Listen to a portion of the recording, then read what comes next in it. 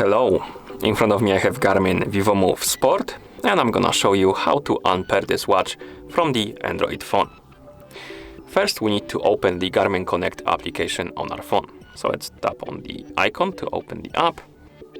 In the application we need to select our device, so we can tap on this icon right here to open the device page for our Vivomove Sport.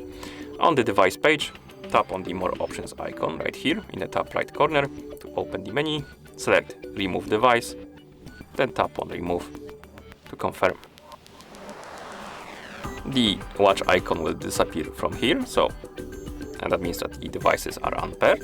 You can also open the Bluetooth settings on your phone